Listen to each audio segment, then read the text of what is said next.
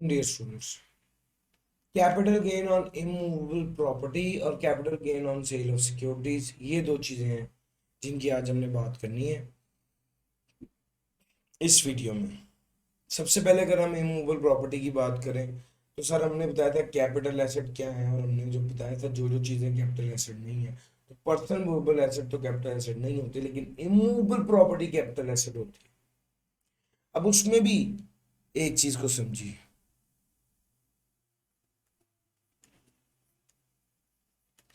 Immovable property में क्या क्या है। लैंड या बिल्डिंग। लैंड तो कैपिटल एसेट है, इसमें तो कोई बहस ही नहीं। लेकिन बिल्डिंग के बारे में मसला ये आ जाता है कि ये कैपिटल एसेट है या नहीं, चूंकि बिल्डिंग तो डेप्रिशिएबल एसेट होता है, मगर इसको देखा जाएगा क्या ये बिजनेस एसेट है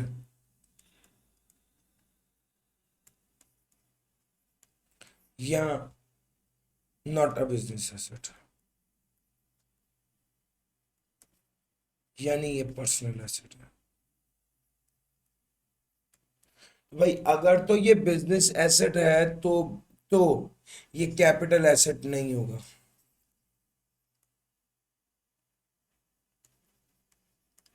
क्यों? क्योंकि ये डेप्रिशिएबल एसेट है। लेकिन अगर बिल्डिंग बिजनेस एसेट नहीं है, बिजनेस के लिए इस्तेमाल नहीं हो रहा, तो ये कैपिटल एसेट होगा। क्यों? क्योंकि ये not a depreciable. Sir ji, immovable property capital asset है या नहीं, एक ये सवाल था, मैंने इसको एड्रेस कर दिया। इमूवेबल प्रॉपर्टी पर टैक्सेबिलिटी किस तरह होगी? तो भैया गेन ऑन इमूवेबल प्रॉपर्टी जो है shall be chargeable to tax at separate. Sir जब मैंने सेपरेट ब्लॉक आइटम बनाए थे तो 5 आइटम्स जिसमें आखिरी दो ये थी, gain on sale of immovable property, gain on sale of securities. Sir ji, ये gain on sale of immovable property है। सर ये सेपरेट ब्लॉक आइटम है। ये टोटल इनकम में तो हेड ऑफ इनकम में शामिल होगी, यस। टोटल इनकम में शामिल होगी, यस, लेकिन टैक्सेबल इनकम में शामिल नहीं होगी।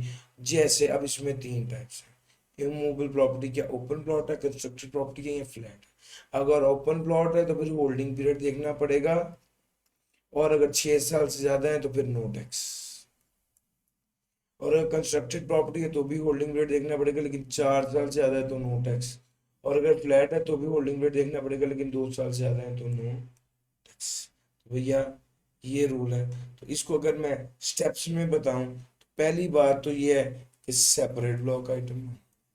और अगर स्टेप की बात करूं तो सबसे पहले गेन कैलकुलेट कर लें, और दूसरे नंबर पे होल्डिंग पीरियड देख लें, और तीसरे नंबर पे टैक्स कैलकुलेट कर लें based on holding, period, tax rate identify.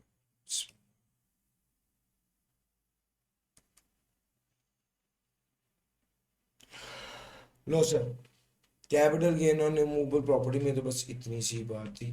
अब जरा आगे चलते हैं। Gain on sale of security. जब सिक्योरिटी की बात करते हैं तो ज़हन में फौरन आता है कि सिक्योरिटी में क्या क्या शामिल है। सर सिक्योरिटी में 7 चीजें शामिल हैं। यूफोन की सिम है और डीवीडी, यूफोन की सिम है और डीवीडी है। सिक्योरिटी मींस 7 चीजें, यूफोन की सिम और डीवीडी।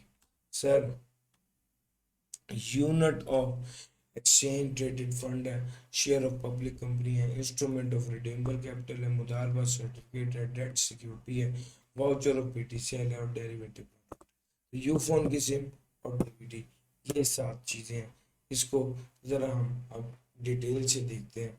यूफोन की सिम और डीवीडी, यू से unit of exchange traded fund है, share of public company, instrument of redeemable capital, मुदारबा certificate, debt security, voucher of PTCL और डेरिवेटिव प्रोडक्ट। इसमें जिन दो चीज़ों को आपकी बुक में एक्सप्लेन किया गया, एक तो डेरिवेटिव प्रोडक्ट है। डेरिवेटिव प्रोडक्ट से मुराद है फाइनेंशियल, डेरिवेटिव प्रोडक्ट से मुराद है फाइनेंशियल प्रोडक्ट। सर अगर मैंने कॉन्ट्रैक्ट किया है कि मैं डॉलर खरीदूंगा 1,000, लेट से 31 दिसंबर,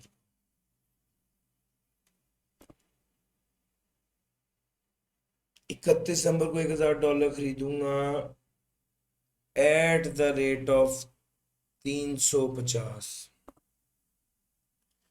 जबकि अच्छा 350 के हिसाब से डॉलर खरीदूंगा, $1000।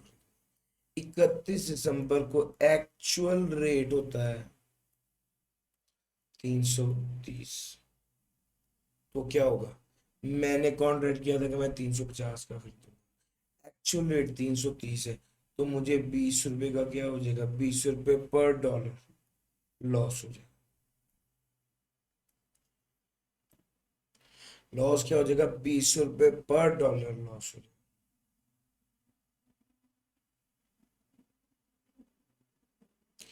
20 रुपए पर डॉलर लॉस हो जाएगा। और अगर एक्चुअल रेट हो जाए 370,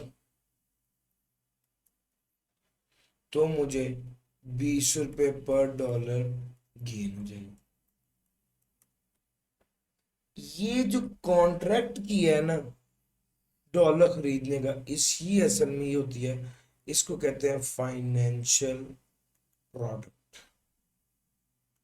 तो बुनियादी तौर पे डेरिवेटिव प्रोडक्ट जो है ये एक फाइनेंशियल प्रोडक्ट होती है जिसकी वैल्यू अंडरलाइन सिक्योरिटी से डिराइव होती है, यानी जिसकी वैल्यू जो है ना डॉलर अंडरलाइन सिक्योरिटी से डिराइव होती है। इस केस में अंडरलाइन सिक्योरिटी है डॉलर, और ये स्टॉक एक्सचेंज पर भी ट्रेड हो सकती है ये वाली प्रोडक्ट। और इसमें क्या शामिल है, फ्यूचर डिलीवरेबल कॉन्ट्रैक्ट। पहला केस तो ये डिलीवरेबल कॉन्ट्रैक्ट यानी जिसमें एक्चुअल डिलीवरी टेक्स प्लेस।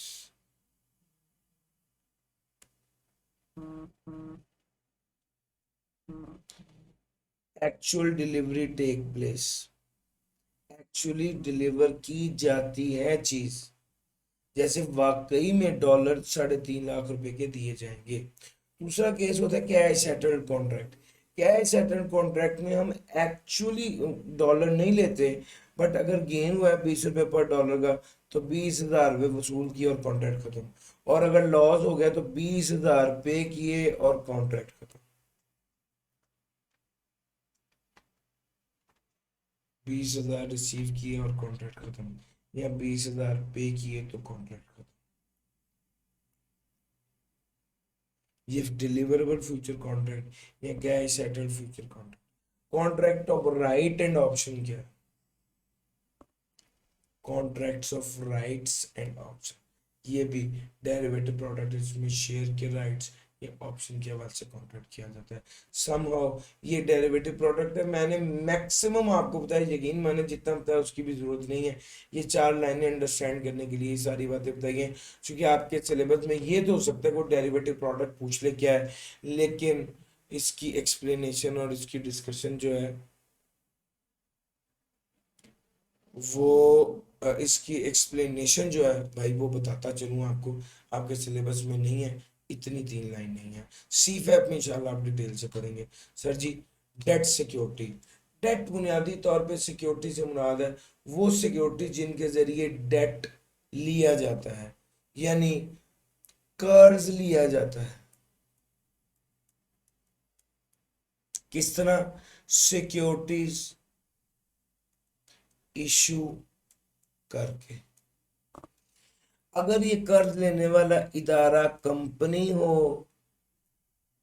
तो उस सिक्योरिटीज को कहा जाता है कॉरपोरेट डेट सिक्योरिटी। और अगर ये वाला इदारा कंपनी ना हो, बल्कि और अगर ये वाला इदारा गवर्नमेंट हो तो कहा जाता है गवर्नमेंट डेट। होता असल में ये है कि सर गवर्नमेंट डेट सिक्योरिटीज, होता असल में ये है कि सर गवर्नमेंट को पैसे चाहिए या कंपनी को पैसे चाहिए, सिक्योरिटी इशू करके पैसे वसूल कर लेते हैं और उनको फिक्स्ड इंटरेस्ट रेट पर उसका मुनाफा मिलता रहता है।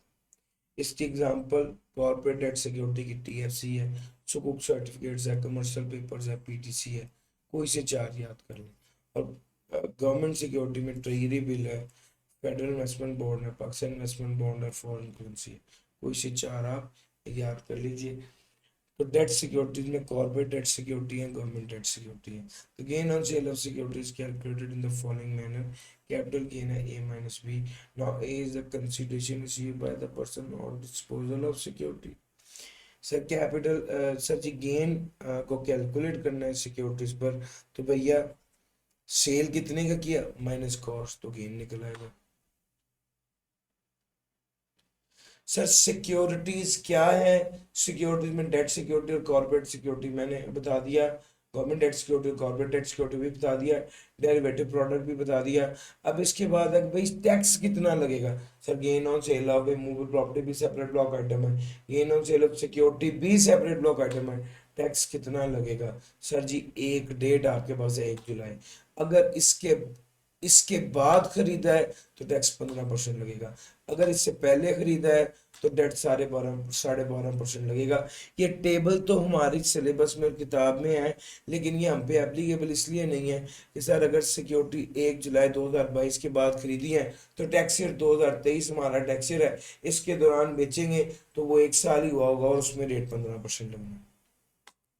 और अगर इससे पहले खरीदी है बिफोर तो फिर 12.5% लगना है, खत्म। हाँ अलबत्ता फ्यूचर कमोडिटी या कॉन्ट्रैक्ट्स हो तो उस पर 5%, उसके गेन पर 5% टैक्स लगना। सर जी ये टैक्स ऑन सिक्योरिटीज जो है उसकी बात भी हो गई, tax on gain on security. अब जरा अगली बात कर लेते हैं, gain on disposal of immovable property and security. Sir ji immovable property या सिक्योरिटी, इन दोनों के डिस्पोजल पर जो गेन होता है वो सेपरेट ब्लॉक ऑफ इनकम होता है। ये टोटल इनकम में तो शामिल होता है लेकिन टैक्सेबल इनकम में शामिल नहीं होता, जो कि इसके रेट सेपरेट होते हैं। सर होल्डिंग पीरियड से start from the date of acquisition. Holding period start होगा जिस दिन से शेयर खरीदा उस दिन से जिस दिन बेचा उस दिन तक। Sir, capital gain arising on the disposal of any security shall be computed on the basis of 5. Holding period start होगा from the date of acquisition to the date of disposal. Or capital gain arising on the disposal of any property shall be computed on the basis of 5 inventory. Sir जी अब जरा मेरी बात समझना, 1/1/2023 को share खरीदे थे 1010 रुपए के हिसाब से, फिर 5/1/2023 को शेयर खरीदे थे 512 रुपए के हिसाब से। सर 8/1/2023 को शेयर बेच दिए हैं 215 रुपए के हिसाब से। मुझे आप ये बता दीजिए कि इसकी कॉस्ट क्या होगी, सेल प्रोसीड तो सर जी क्या समझा जाएगा, जो पहले खरीदे थे वो पहले बेचे या जो बाद में खरीदे थे वो पहले बेचे। इसका जवाब है हमेशा फाइफो बेसिस यूज होता है, और फाइफो इन्वेंट्री मेथड यूज होता है, जो पहले खरीदा था वो पहले बेचा, और 1,000 का गेन। हाँ एक बात और समझ लो, अगर 5 को शेयर खरीदे थे 512 के हिसाब से और 5 को ही बेच दिए 300 शेयर 15 के हिसाब से, तो क्या होगा। सर जी इस केस में अगर सेम ट्रेडिंग डे की ट्रांजैक्शन हो तो सेल प्रोसीड ली जाएगी 300 मल्टीप्लाई 15 4500, और कॉस्ट पता क्या ली जाएगी, एफको मेथड। एफको मेथड कहता है 1,000 शेयर 10 वाले जमा 500 शेयर 12 वाले डिवाइडेड बाय 1,500 शेयर।